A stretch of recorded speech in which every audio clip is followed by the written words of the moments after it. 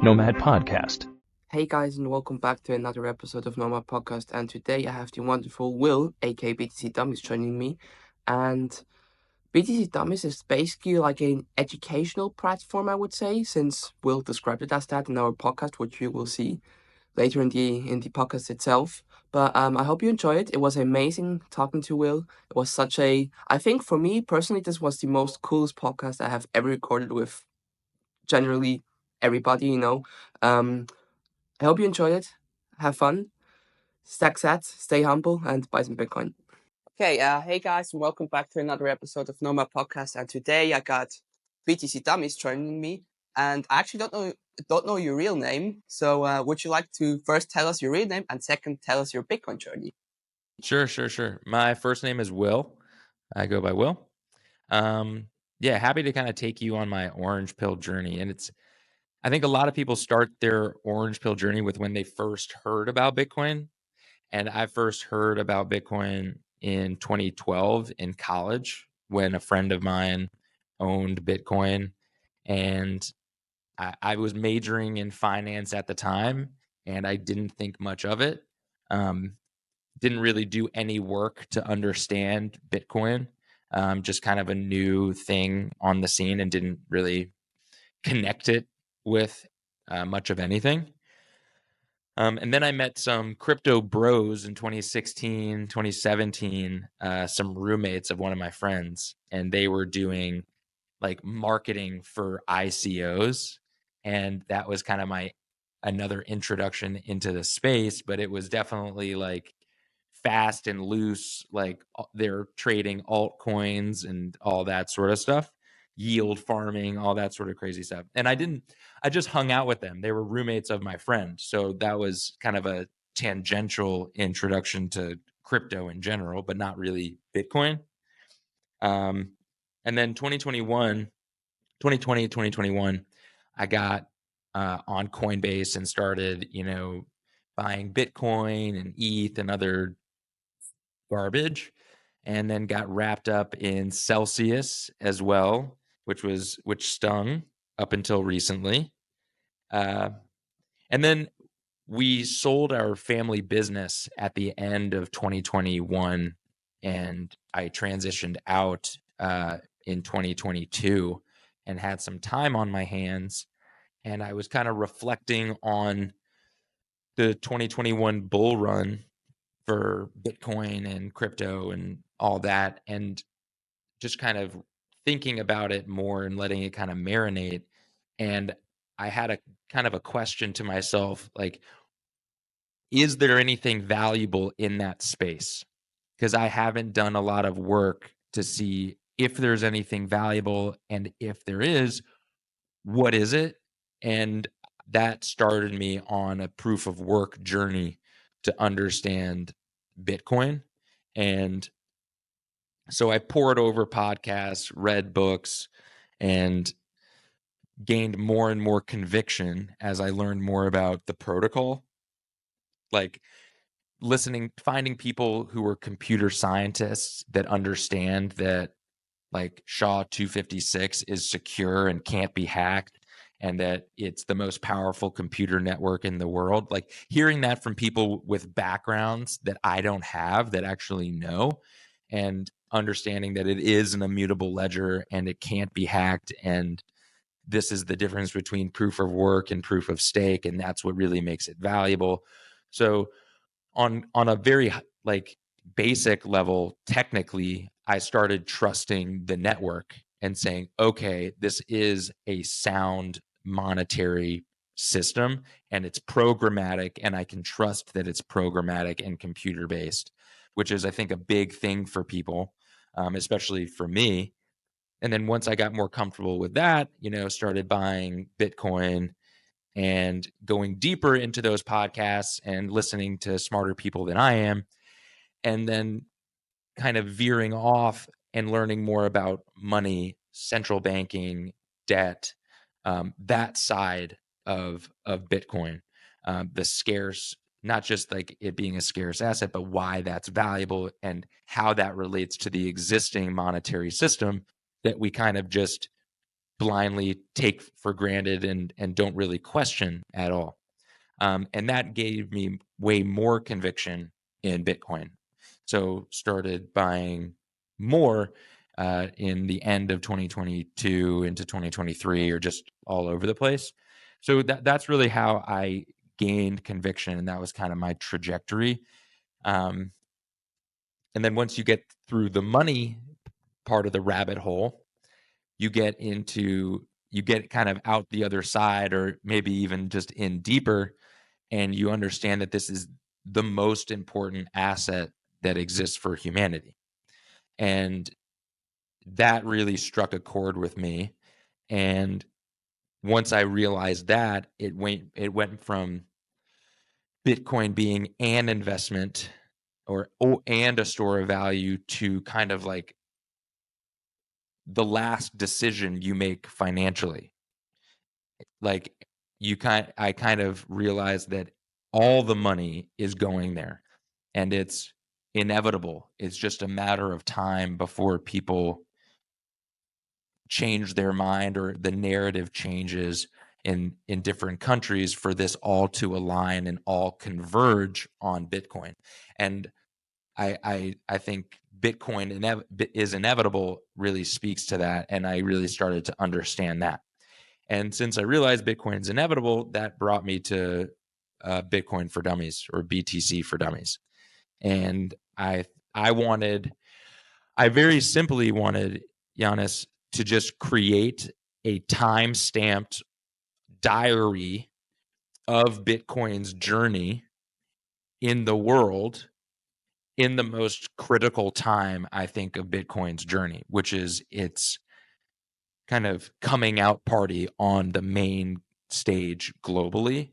And I think that's happening now.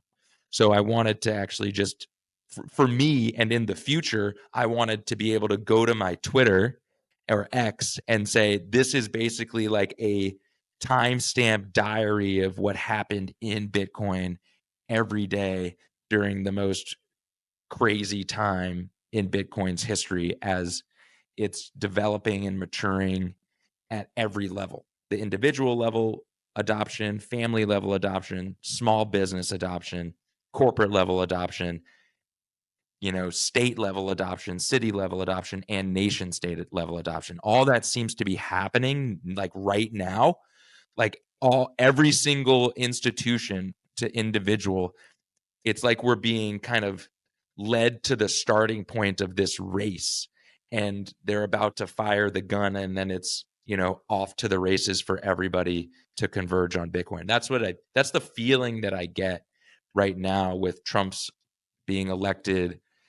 China just announced on their state-sponsored news that the US is going to implement a strategic Bitcoin reserve. So when I see that, I know that Chinese media is state-sponsored. So anything that they record and let out to their public is vetted and meant to be a specific message. So the fact that they're releasing that information is key. And other things happening around the world, in Russia, El Salvador, Argentina, Bhutan, all those other development stories, the UAE. It just seems like everyone's getting corralled to this starting line of the most epic race in history. The Bitcoin race, in a sense. The The train Bitcoin race. Yeah. It's like, I'm not sure if you've seen this movie. It's like a dystopian movie where you have like people living on a train going through like a frozen Iceland, and on the Snowpiercer. Snowpiercer, right? And on the front coach, there's like the rich guys, and on the back coach, there's like poor guys, right? For me, it's exactly like that. Just that all of us are not going to be poor once we jump on the train. We're going to be independent in a sense, financially especially.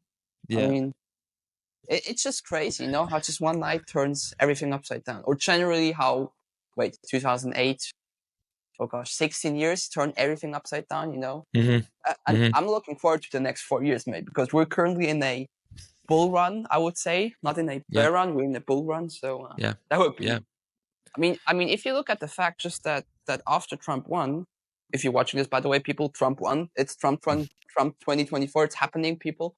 Yep. After he won, just Bitcoin immediately went up to like 75K, then Yep. went down again, tested some, some parts out, Support. and then went up Yeah. again. Yeah. It was like, I mean, I think over the following 48 hours after him winning, it hit 2 or 3 new all-time highs, something like that.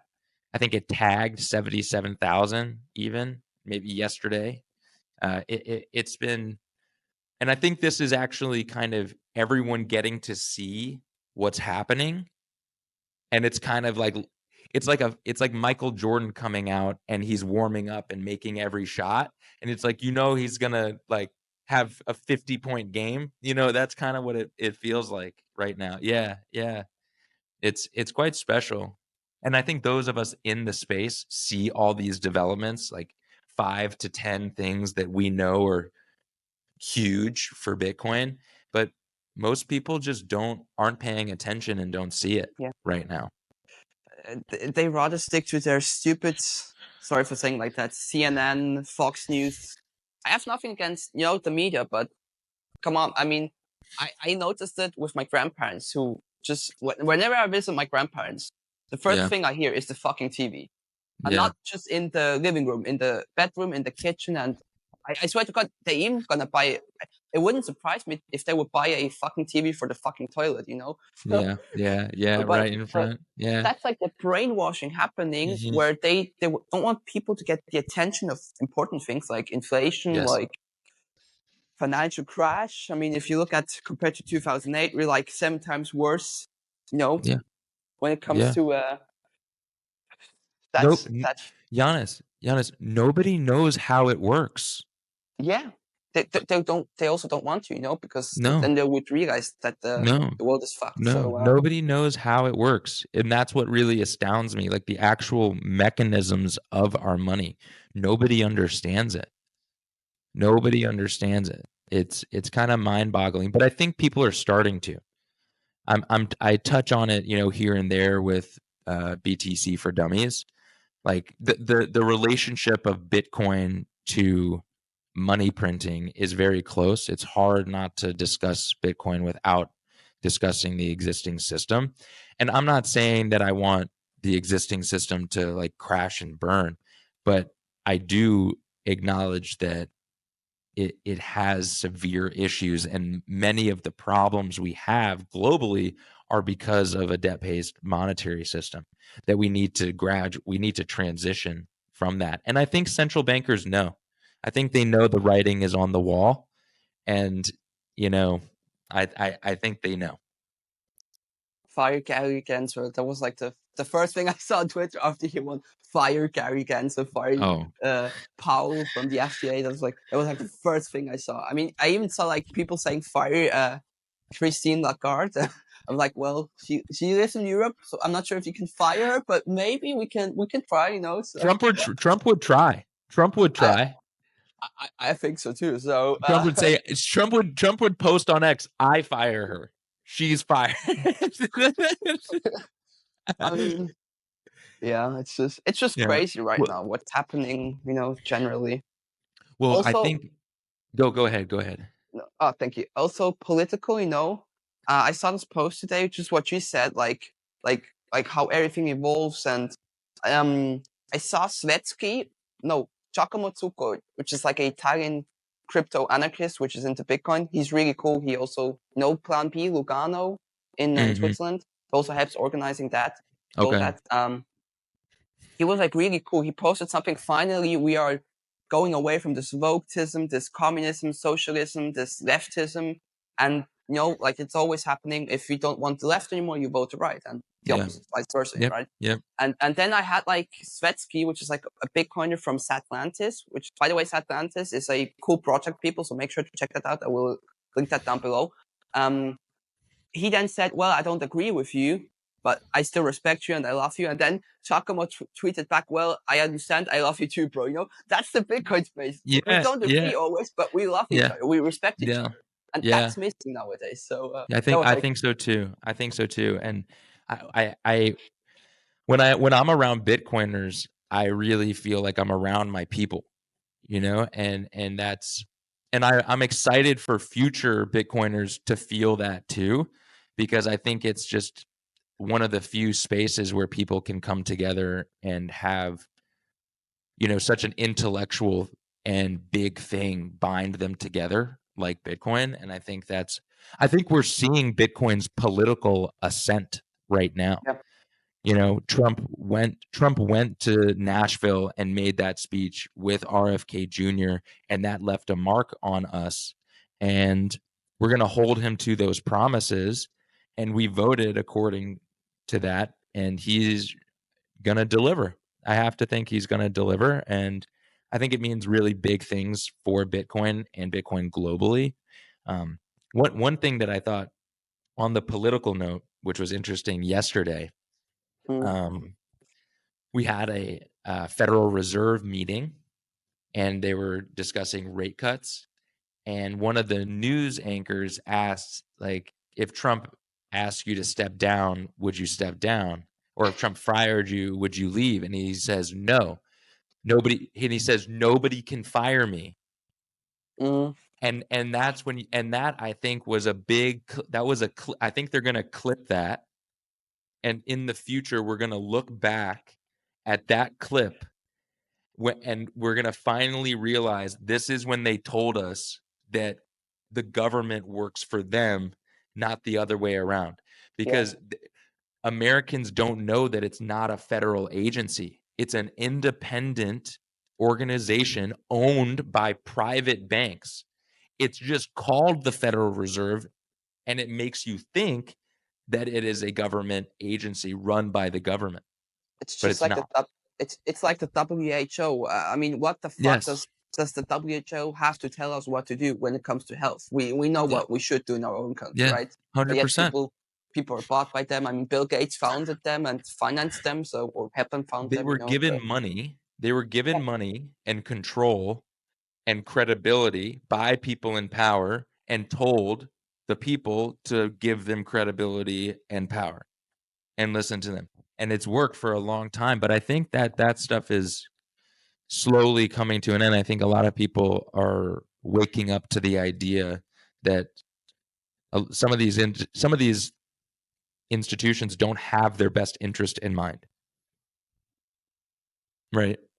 That's big. But that quote yesterday at the Federal Reserve meeting was the first. I think it's going to really be the introduction of people learning about the Federal Reserve, hopefully, and what it does and how it operates outside the system.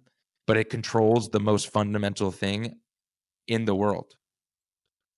yeah. So, It's what do you also think? funny. It's funny. I think so too. Especially when you research the Federal Reserve, the history, Mm-hmm. especially with the Titanic. I Yeah. mean, I read this book, Assassination Attempt Titanic, Mm-hmm. which I believe the Titanic was an assassination attempt on rich people because the Maces, the family who founded the Maces, the shopping center, and all that stuff, Yeah. those people were against the Fed. And Yeah. they were on the boat that hit the iceberg and all of them died suddenly, Yeah. and the only one who wasn't on the boat, which was for the Fed, was JP Morgan, right? And it Yeah. wouldn't surprise me if they was like a hit job on, Yeah. especially after when you look like after the Fed got invented, we had wars, we had crises, we had all these wars, we had people abandoning the gold standard in 1971, aka Nixon. Yep. We had a financial crisis in 2008, right? That stuff you can't just make up We and think, oh, it and just we happens had out of the. and yes, and now we're starting to understand that it looks like JFK was assassinated because he didn't want to go into war.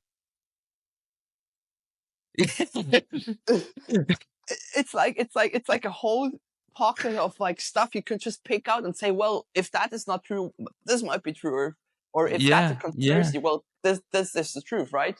I mean, yeah, even if you look at the word conspiracy theorist, that was invented by the CIA after they assassinated JFK. So you can't make the shit up, dude. yeah. No, they're very smart, and they're very smart, and I think I'm sure that those government agencies do things to protect us, but they also do things in their self interest as well, and that is I think coming to light now more than ever. Um, but it's just so interesting how, after 100 years of central banking, um, I mean, look, we have 36 trillion in debt, and we fund wars Yeah, all over the world. And I do you know Dave Smith, the comedian? yeah, yeah, Yeah, he gives a 2-minute explanation about Bitcoin and how, like, all the bad stuff the government does, you can explain it by understanding money printing. Like, mm, if you name a bad thing that the government does, you can find why money printing has everything to do with it. And he talks about, like, a 20-year war in Afghanistan. The only reason it can last 20 years is because they can print the money to fund it. yeah, If I was getting a bill every month for the Afghanistan war, I would be protesting that thing to end because I want the tax ended, right? And it, that's that monopolistic power with money that's a real problem, a real big problem. yeah. But Yeah. just the fact that when you look at, like, since World War II, 70 plus countries have been invaded. The CIA staged or faked cubes there. Hmm. They bombed the place, right? I mean, Iraq is the best example.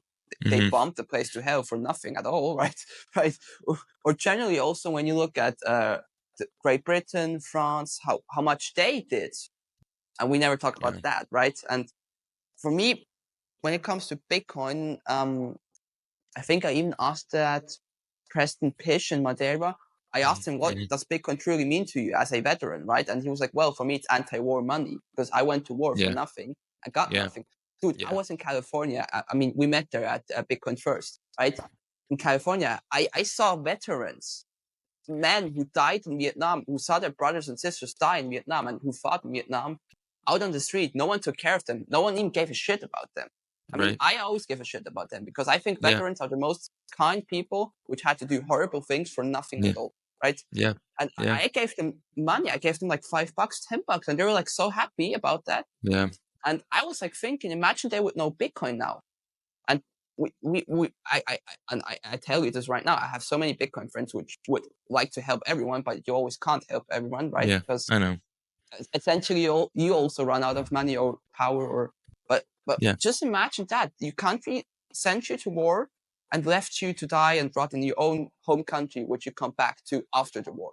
So you I went to know. war in a different country, came back, and you're still rotting, right? Like, Yeah. that's the story of the fiat system, in my opinion. So Yeah. Yeah.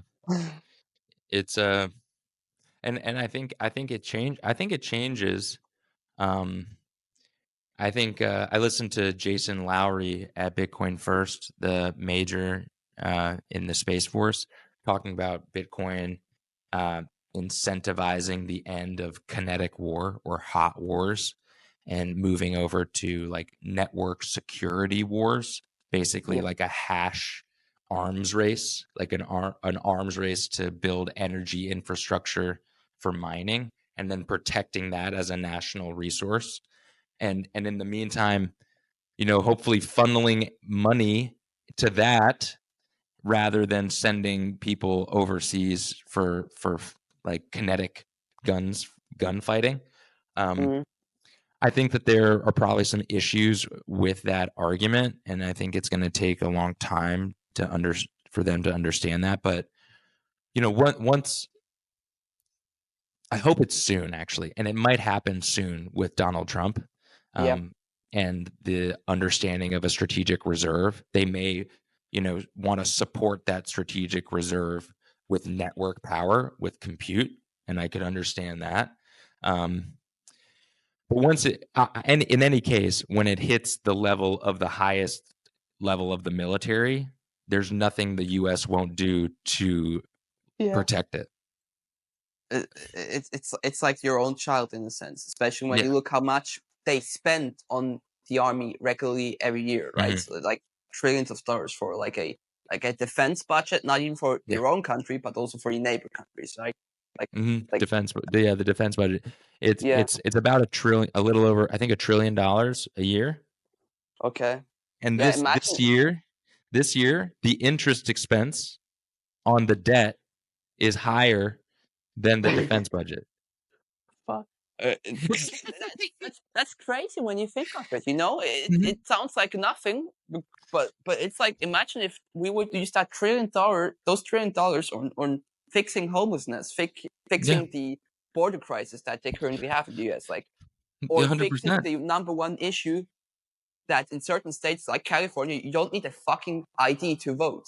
I mean, I I know. could have voted for Trump Yeah, or Kamala when I yeah, was in California, and they wouldn't even have asked me if I live in the US or if they have an ID with me, right? Like, that's the crazy fucking thing going on. I think Bitcoin can solve that, and especially now with Trump, which, let's be honest, also Trump is a politician, or in a yeah, sense, a billionaire or a rich guy, but he's a businessman and he's clever. And I trust him because he's a businessman and he's clever. There's a reason why he has an empire like he has, you know? So, yeah, yeah. I think that on the international stage, yeah. he's enough of a force to, I think, keep our adversaries at bay, and he's also clever enough and a good enough salesman to keep our friends. Um, I hope he doesn't do too many things to upset, other Yeah. world leaders, because he has a tendency to kind of say things like off the hip. Yeah. And that's the kind of thing we have to worry about. But I don't think China's going to invade Taiwan in the next 4 years. I I know, think that me neither. So. I think that, Russia and Ukraine, their war ends. I think that the fighting between Israel and Gaza, I think, and the Palestinians and Hamas, I think that ends swiftly. We do have a much more friendly relationship with Israel, so there may be a situation where we just do whatever they want, you know. But I think he and Putin, um, quite frankly, Giannis, I could see Trump smoothing over relations with Russia, ending that Mhm. war, smoothing relations with the CCP and Xi Jinping. And in 2025, you see the US, China, and Russia all start mining Bitcoin with Yeah. printed fiat currency and going after this thing like no one else on earth. It's like who has the most of it? It's like who has the biggest stick? It's now who Yeah, has the most Bitcoin. So, exactly. And but I think nobody no. and when they don't want to lose. So they're Yeah, yeah. smash Uh, by. it's like a, I wouldn't say insider trading battle, but it kind of feels that way. Like who has the most of it, when to buy, where to buy, and I mean Yeah, especially I mean, I will say it's certainly unfair that they can buy it with money that yeah, doesn't take any energy for them to obtain. yeah, However, that's I can't change that. That's not for me to no, change.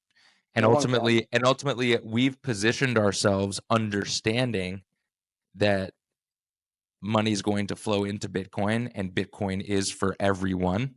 So just be there as early as you can when you have conviction, right? That's the message really, you know?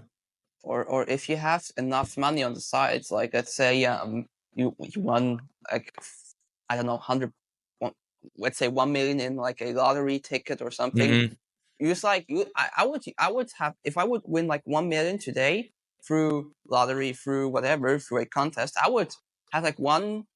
So I would have like 2/3. I would buy Bitcoin with that million, but I would have like 2/3 on the side and 1/3 like, working for me. Mhm. Like nowadays we have so many opportunities. You can use, like, 1/3 of your wealth that works for you, and the other 2/3 you have on the side, just emergency cases, like Yeah.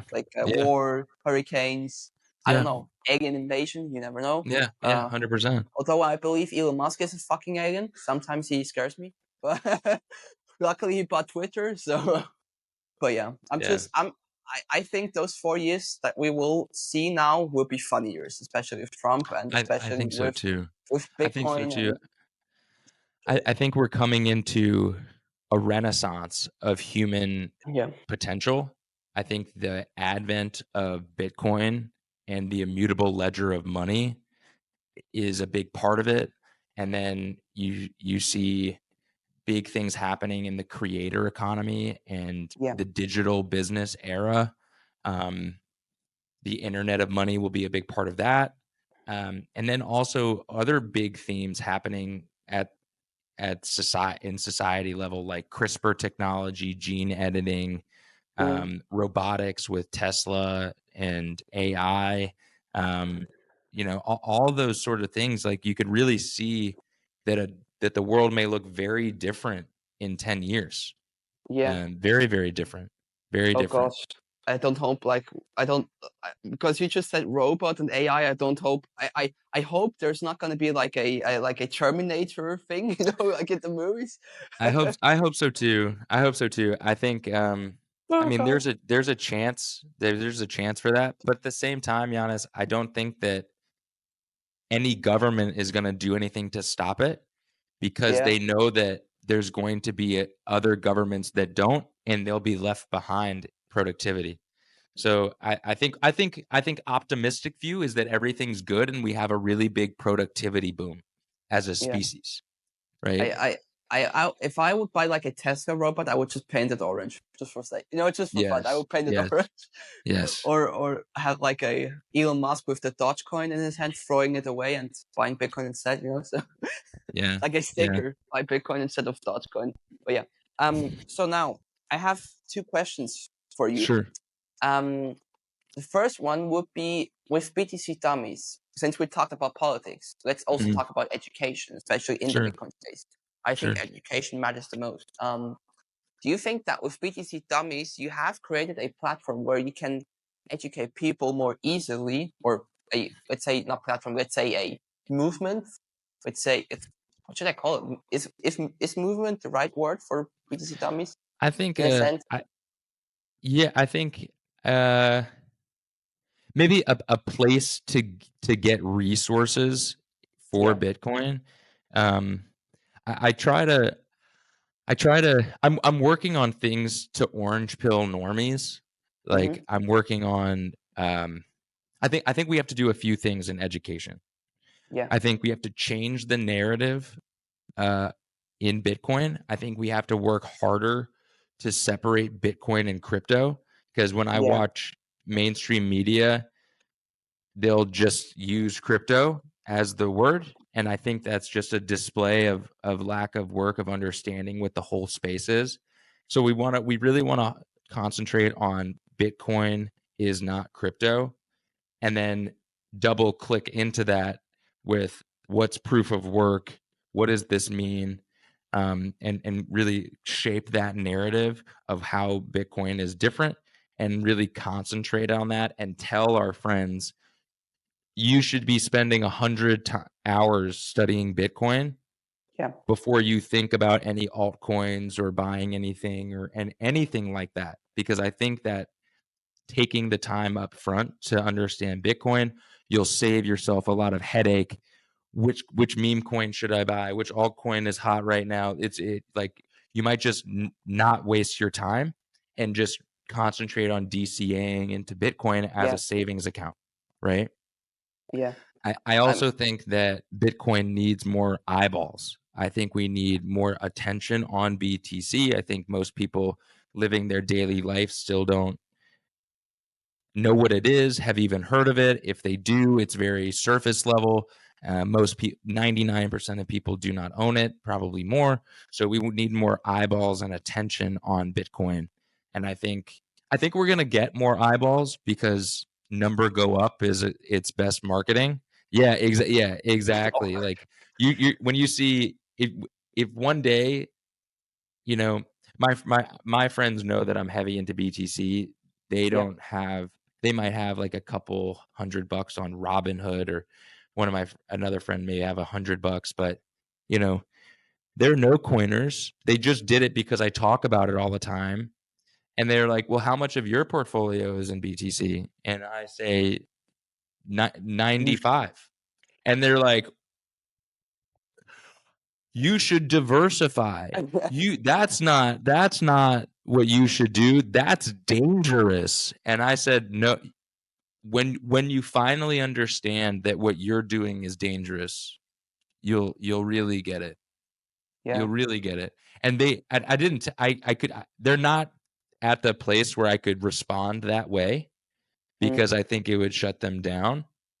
So I'm Yeah. really trying to take my time with a lot of touch points and just explaining when they ask questions, my conviction very calmly, not banging the table and stuff like that, because I don't want to instill fear in them.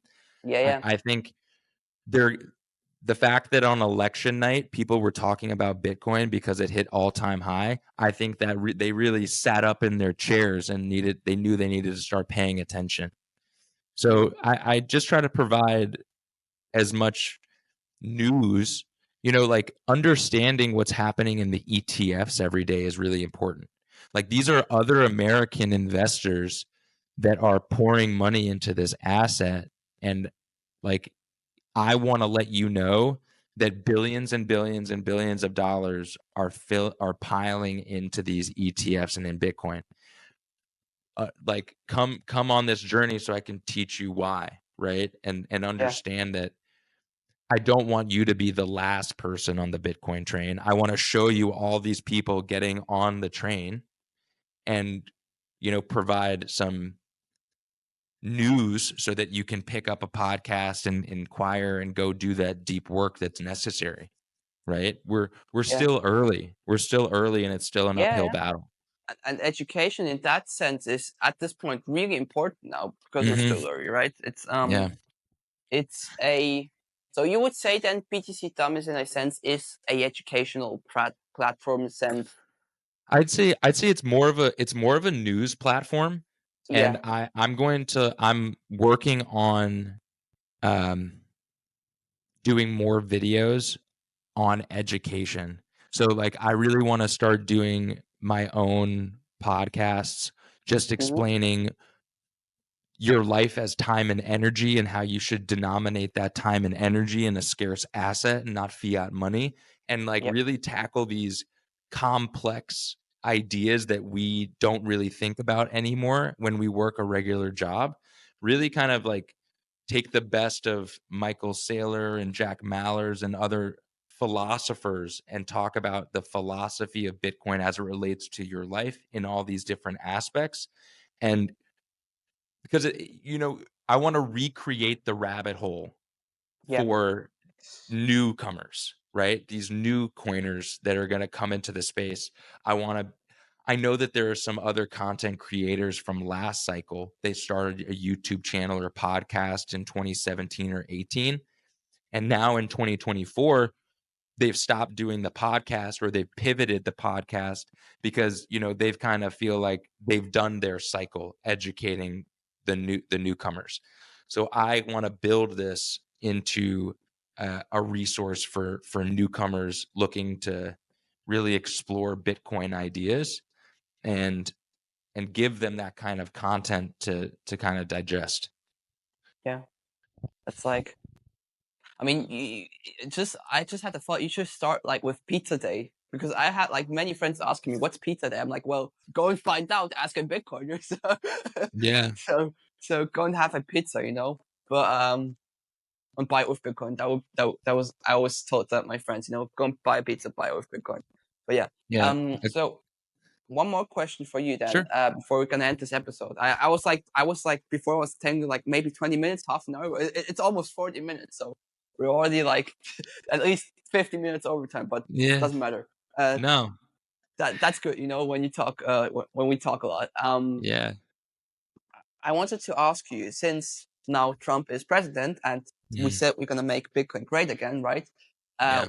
for me, I we have this bet in our family. My brother and my mom have like this bet. I'm on my mom's side, by the way. I'm always will be on my mom's side, never on my Your dad's mom's side. fantastic. She's smart. Yeah, thank you. My mom and I have this bet with my brother and dad. So my brother and dad say until the end, BTC will rise to 150K. I and Mm, my mom said no, it's gonna be 80, 85K because of the war. The cuts, the rate cuts that you mentioned before mm. by Powell, right? And all these things happening until he gets into office.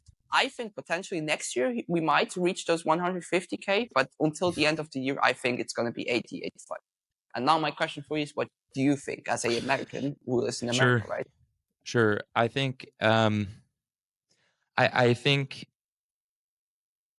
if I had to give, let's say, so it's November 8th now. He gets into office January 20th.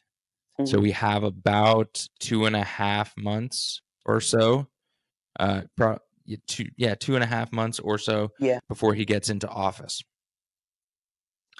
I think you could be right. I'd probably say the 85K between now and then, or between now and the end of the year. I'd give it a 35% chance that that's the case. I give another 35% chance to it being 90 to 100, and that would be nation states or other companies trying to front run the U.S.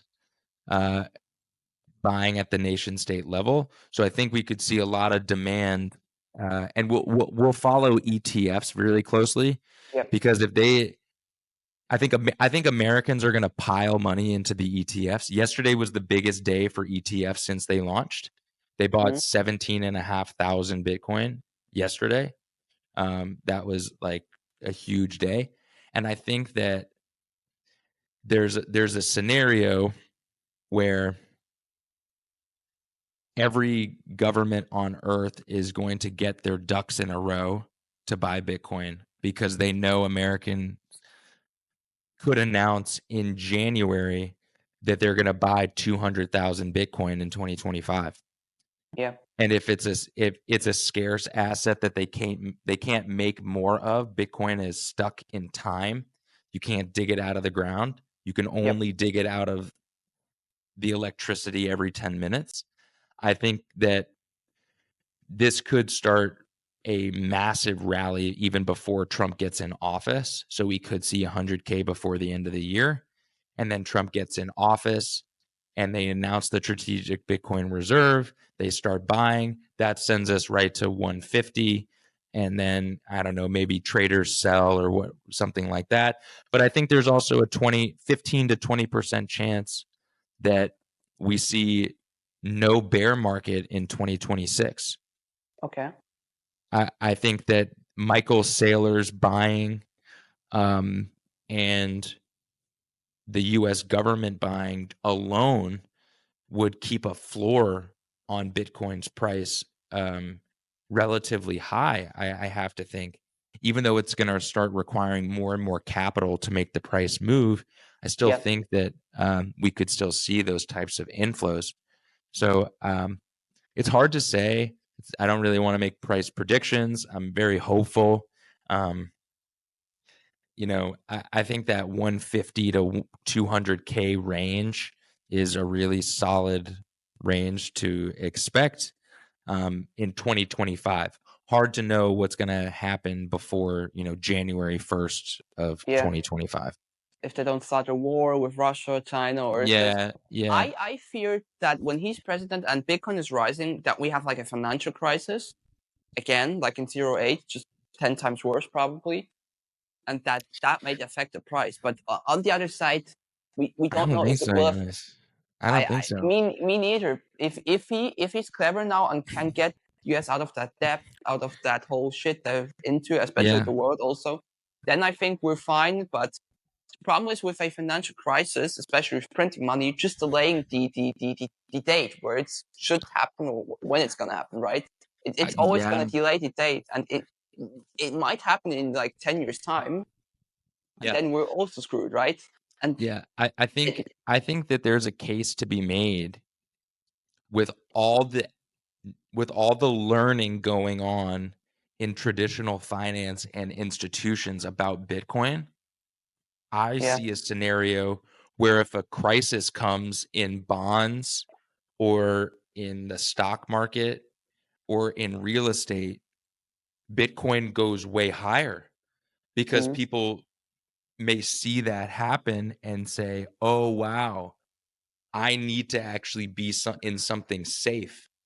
and that'll be Bitcoin for them after that learning curve, right? Yeah. And you had BlackRock CEO Larry Fink last year saying Bitcoin's a flight to safety. And I think that narrative could play out if we see a recession and markets crashing in other areas. I think it Mm, actually could help a bull case or a bigger bull case for Bitcoin potentially. yeah. Just the real question then is, what are people like Michael Saylor gonna do when Bitcoin at some point reaches a price? Because I always ask myself, well, we live in a fiat standard still. We can't Yeah. say Bitcoin only because we still get paid in fiat or we still interact with Yeah. fiat, right? Or sometimes, don't get me wrong, I'm not mad for someone who has to go away, stupid. Sorry, I have like a fly in front of the camera. No, it's I all don't good, want to man. smack the camera. Uh, I'm not mad at my friends or people I know which buy Bitcoin, sell it at a point, and then use that money, exchange it to fiat, and then use that fiat money to pay bills, right? Or to buy Yeah. groceries. Because I'm Yeah, not mad at those 100%. people because we need to live off something, right? But for me, it's always the question, when are people like Michael Saylor going to sell their Bitcoin? Because he always says, Mhm. never sell your Bitcoin. Well, for you, it's easy to say that, never sell your Bitcoin. You're a multi-billionaire. You have a company, which is like billions of billions worth, Yeah. right? It's like, for me, there's always this question: what happens when billionaires, which are deeply into Bitcoin and have a lot of them, like Michael Saylor, gonna sell them essentially at a certain point? But Yeah. we don't know yet what's gonna happen then, and No, we are we not at don't. this point right now because we're No. still early. So, Yeah. but I I think think I think it's I think it's going to be pretty crazy, if all this stuff lines up and mhm. hodlers just say, "Oh wow, all of these countries are going to buy Bitcoin." I don't even know what a fair price is if these guys are in they have unlimited money. I'm going to sit back and wait for someone to offer me half a million, whatever. I think we could see there are a couple analysts that I trust that think we could get to that half a million mark this Yeah, cycle. I think it's if we do, we'll barely touch it and we won't be there for long, I don't think. But I do think that that's not a base case. This 150 to 200 range seems yeah. achievable, and a 3x from here, I think that would be really solid, right? I mean, I just keep buying Bitcoin no matter what the price. Yeah. Yeah.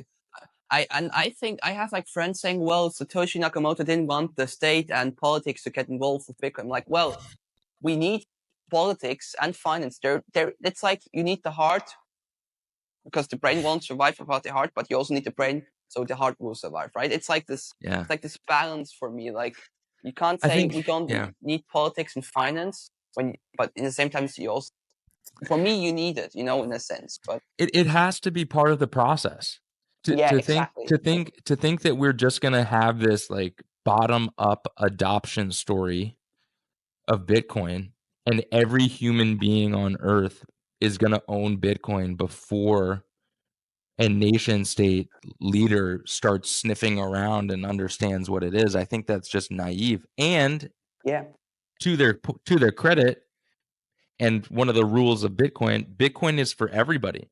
That's the thing that yeah. makes Bitcoin what it is no matter who you are, where you work, if you're a leader of a country, leader of a company, leader of a family, you're incentivized to buy Bitcoin Mm, for different reasons in there, but the same result. You're incentivized to buy Bitcoin.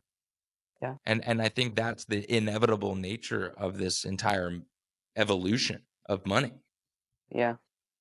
So, well, I think with that we can end the episode. Yeah, yeah, Uh, absolutely. that was like the perfect end statement. So, but one more question for you, Yeah, Will, before we're gonna end this episode. sure. Where can people find you on Twitter, social media wise? LinkedIn, Instagram. Where are you on? Yeah, I'm on X BTC FOR Dummies DUMMIES underscore BTC for Dummies underscore. I just started a YouTube channel, BTC Mhm. for Dummies on YouTube. So I'm gonna post I post a nightly news show that I'm gonna do 5 nights a week. I have so I'm Will, but I have a cartoon animated host the nightly news, Okay. and his name is Humanity. So it's a fat manatee named Hugh, and I kind of use that as like a very short news thing of humanity learning about Bitcoin. So Okay. you can see me there on YouTube. You can see me on X. I post ETF updates, price charts. I keep you posted about Bitcoin price. I also give you any adoption stories, mining stories, and any stuff like that. I also post memes and art as well. So come check me out, BTC for Dummies _. Okay, Thank cool. you, Giannis. No worries, man. It was a pleasure. Wait, when did we meet? A couple of weeks ago, actually. Wait, Yeah, when maybe was like a month ago. a No, month? it was like October 20th, right? So like 3 Yeah, weeks. 3 weeks ago, Yeah, and yeah. I was like, "Well, you want to join my podcast?" He was like, "Yeah, let's fucking do it." Let's fucking go, dude. Let's rip it. But yeah, Will, thank you for joining me today. It was a pleasure. You're I welcome. hopefully see you soon next year because I'm gonna be next year. Next year, I'm gonna be at Las Vegas at the Bitcoin conference in Las Vegas. Maybe Yeah, we will see I'm each gonna other there. go. I think there's the national conference in Vegas, and they're hosting Bitcoin First Ah, again, and it'll be in okay. Vegas. Okay, I need to tell that to my mom then because she has Yeah, to buy a yeah. ticket. I want you guys to be there. Vegas is gonna be crazy. We're going Yeah, out. especially since it's Republican now. It hasn't been Republican for like 20 years, so let's fucking go, dude. Yeah, let's fucking go, man. Let's fucking go. All right, So man. yeah, dear people, make sure to check out Will and BTC Dummies. It was a pleasure to have you today, Will. And people, that was another episode of Nomad Podcast. I enjoyed it very much. It was always great to talk to you, Will. And Yep. see you in Las Vegas. Bye. See you. Bye. Nomad Podcast.